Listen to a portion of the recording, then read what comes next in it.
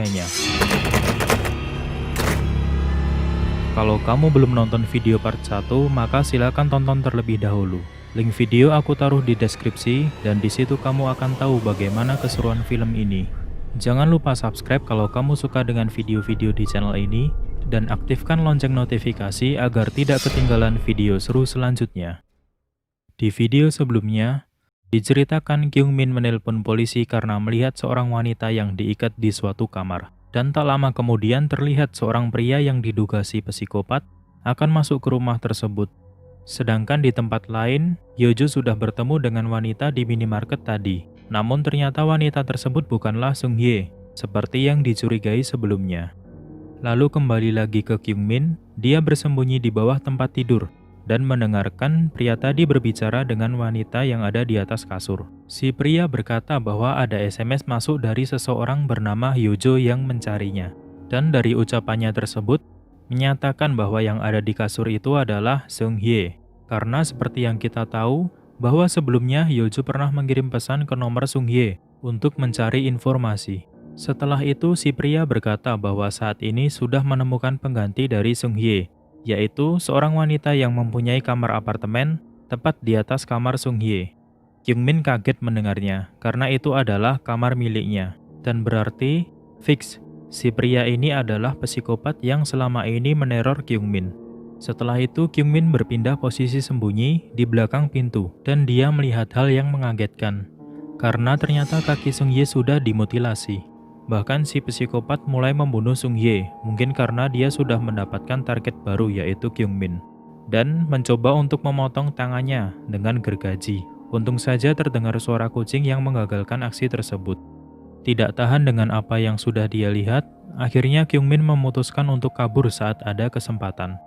Namun sayangnya si psikopat mengetahui keberadaan Kyung Min dan mengejarnya. Dan jelas dia kebingungan mencari jalan keluar karena banyak jalan yang bercabang. Sedikit penjelasan juga bahwa rumah si psikopat ini berada di daerah yang tidak banyak penghuninya.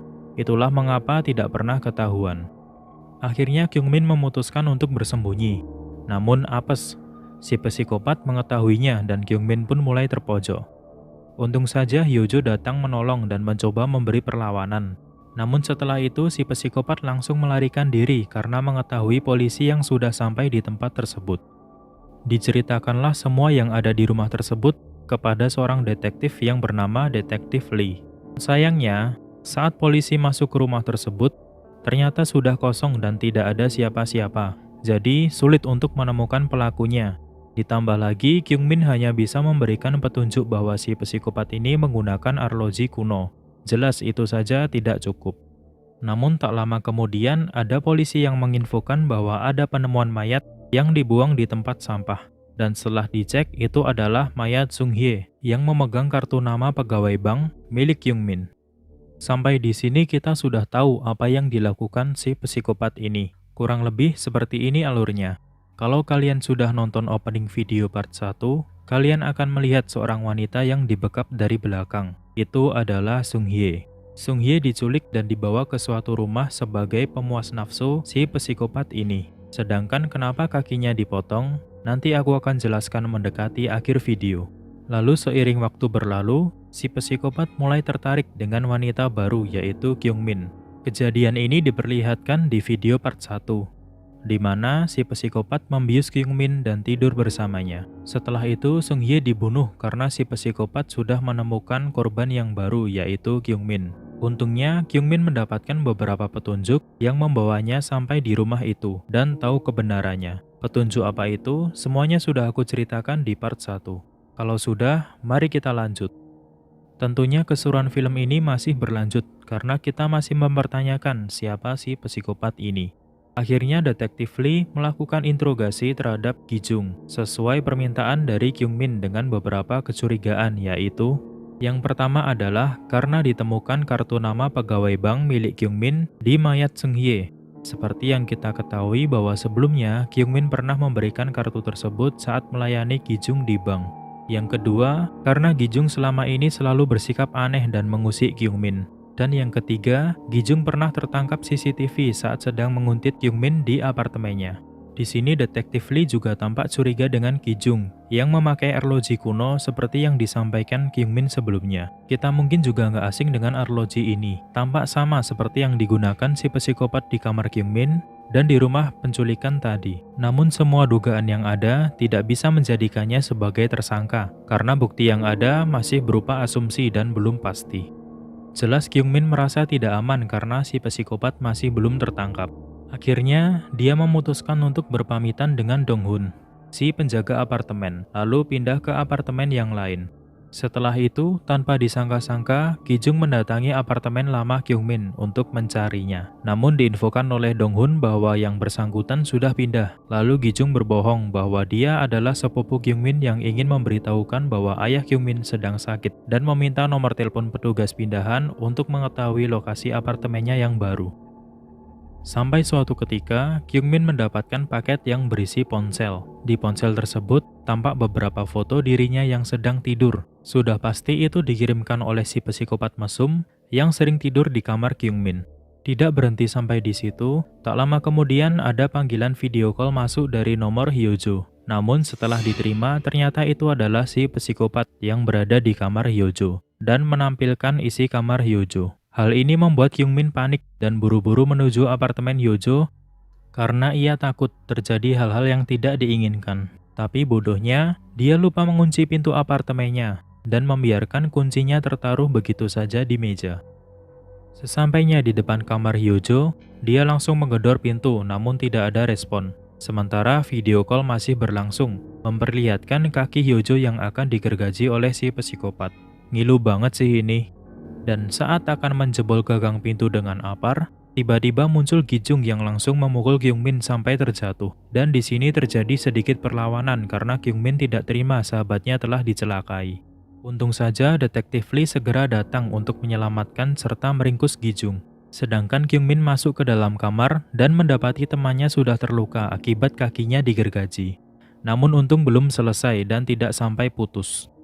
Setelah itu, adegan memperlihatkan seseorang yang menaruh kembali kunci yang tadinya ada di meja.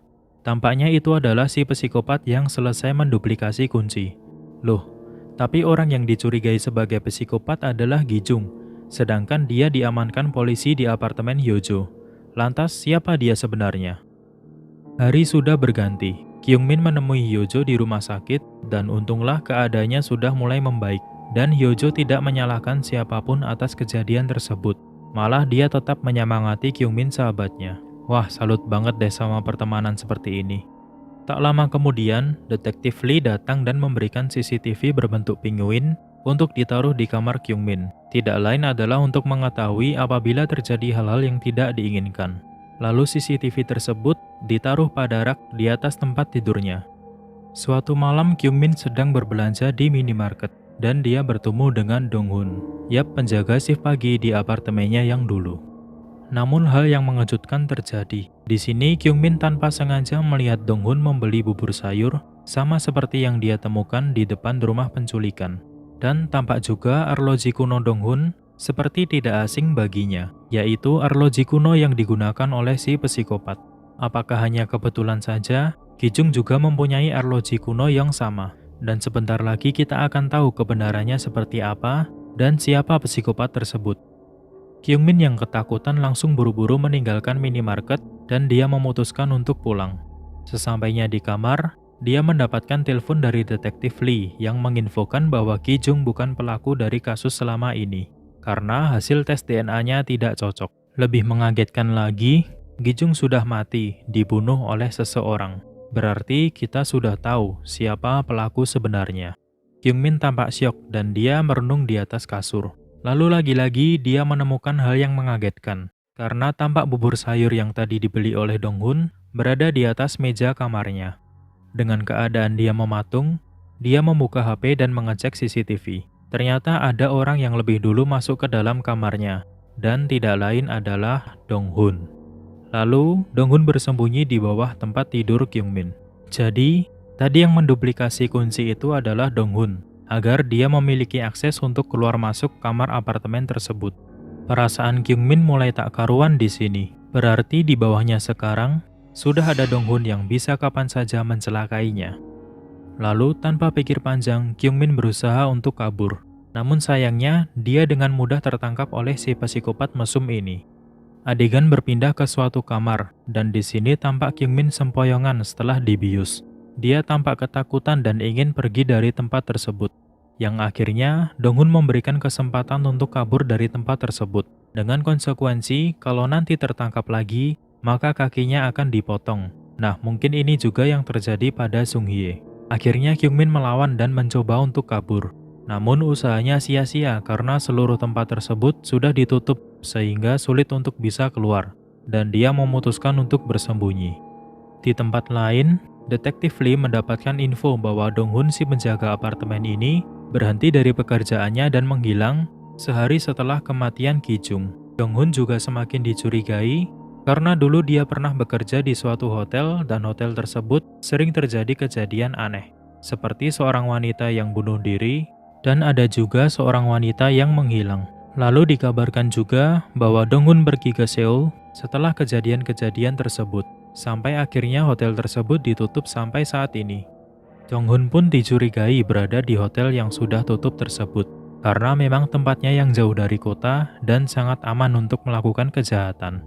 Singkat cerita, Detektif Lee menemukan hotel itu dan masuk ke dalamnya. Dan sudah dapat diduga kalau Dong-hun yang ada di dalam menyambutnya dengan perkelahian.